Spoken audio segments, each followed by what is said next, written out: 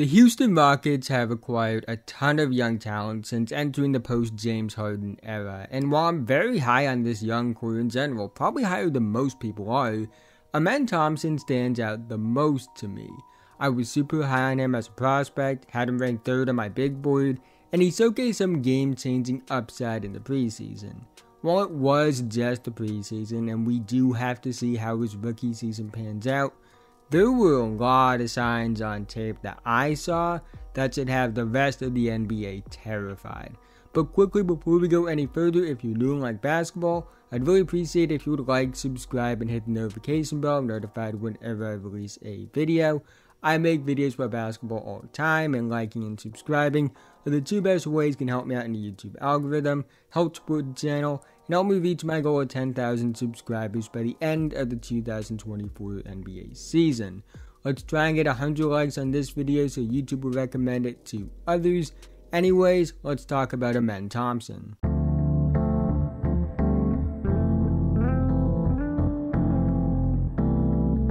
Simply put, Amen is a fictional character come to life as an athlete. 6'7", 215 pounds with a 7-foot wingspan, and for as crazy as it may sound, I believe he became the most athletic player in the NBA the moment the Rockets drafted him 4th overall. As a pure athlete, he doesn't have many, if any, peers in this league. Outside of pure strength, I would say every other athletic trait he has is generational. His vertical explosion and range, his speed with and without the basketball, his burst and quickness, his body control and flexibility, it's all on another level. In previous videos about Amen, I compared him to Akame from Akame Got Kill in terms of speed, quickness, explosion, and control. To be as athletic as he is at that size is truly insane. But when you combine it with his skill as a basketball player, it gets downright terrifying. Amen's preseason numbers have been pretty good, I would say. 11.6 points per game, 4.4 rebounds per game, 3.2 assists per game, 44.2, 25, 73.9 splits, 54.6 true shooting percentage, 21.7 minutes per game. For a rookie in the preseason, I think that's pretty good. Now, this is something that actually applies to both Amen and Asar. It's looking tough out here for the they aren't good and only look good because they played an OTE crowd, because both of them have proven the freakish athleticism translates to the pro level, both in the preseason and during Summer League. And it's also hard for NBA level athletes to contain them. But that's something that shouldn't be shocking for anyone who actually watched them play against grown men in various situations prior to the NBA instead of just running with narratives. For men, what stood out in the preseason for me was just how much he outclasses even NBA level athletes in terms of pure athleticism. It was nearly impossible for guys to stay in front of him and contain him 1v1. He's just quicker and faster, and he's just more explosive, and he makes it look easy. When you look at what he's doing, it shouldn't be possible to make athleticism look that easy. You shouldn't be able to make jumping 40 inches in the air look that effortless. I know Victor got a lot of attention for doing impossible stuff in the preseason, and rightfully so. What he was doing was ridiculous. But Amen was also doing stuff as an athlete that was truly mind-boggling. I was also very impressed by Amen's playmaking. He was the best playmaker in the 2023 NBA draft in my opinion. He processes the game well, his vision is off the charts, he's creative as a passer, he's high feel as a passer, he makes good reads, and he just does things as a playmaker that are truly one of one.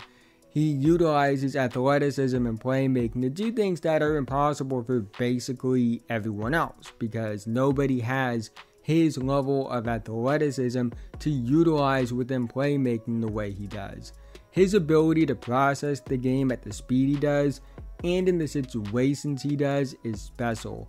When you combine his frame with his athleticism and primary playmaking intangibles, you see the signs for someone who has the potential to be one of the best playmakers in the NBA one day. Now, the big question mark with a man has been his ability to shoot the basketball.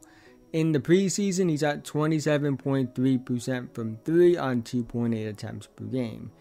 If you take out the one preseason game at the beginning where he was a bit rusty, shout out Rusty Buckets again, he shot 33.3% from 3 on 3 attempts per game, which still isn't great, but a bit better than below 30%.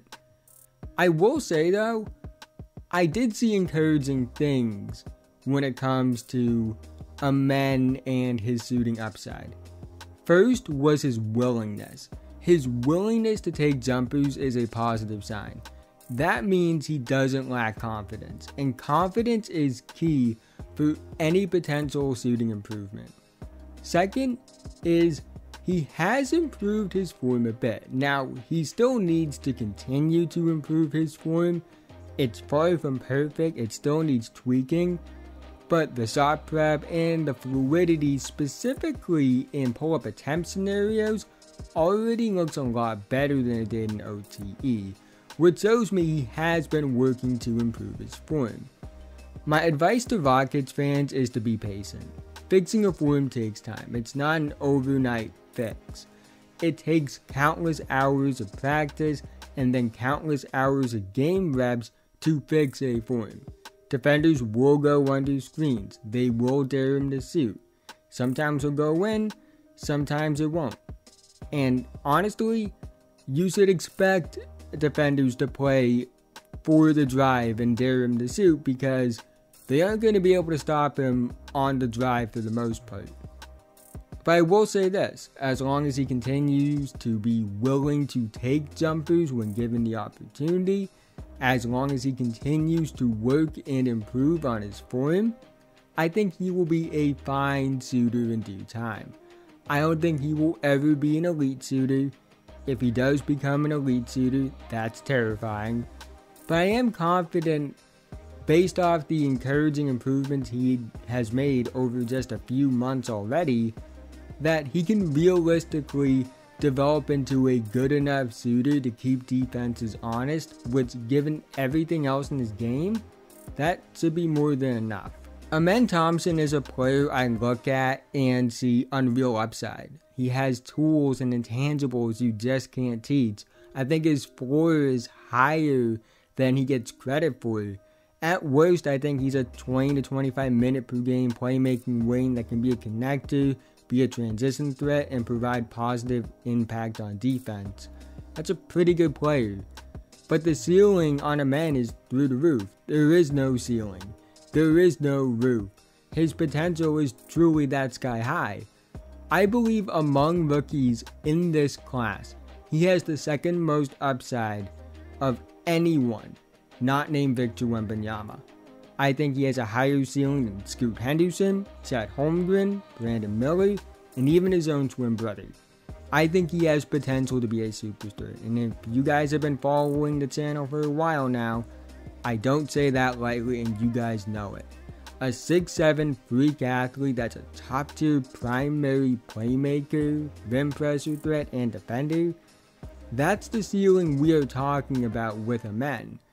If he becomes an elite shooter, it's over. No one's going to be able to stop him if he reaches that level of shooting. But while that's not realistic, the reality is, if he reaches competent levels of shooting, becomes good enough to keep defenses honest as a shooter and they can't go under the screen every time even though they still will, which is something I think is a real possibility for him if he continues to progress as a shooter the way he has, and he develops into the player I think he can in the other areas, he's going to be an absolute nightmare for opposing defenses to handle. But that's the end of this video. If you made it to this point, thank you so much. Again, haven't already, like, subscribe, and hit the notification bell to be notified whenever I release a video. Liking and subscribing are the two best ways can help me out in the YouTube algorithm, help support the channel, and help me reach my goal of 10,000 subscribers by the end of the 2024 season. Let's try and get 100 likes on this video so YouTube will recommend it to others. Let me know what you think about him and Thompson. How good do you think he's going to be? Do you think he could be a franchise player? Let me know all that in the comment section below. But with that being said, have a nice day, and I'll see you guys in the next one.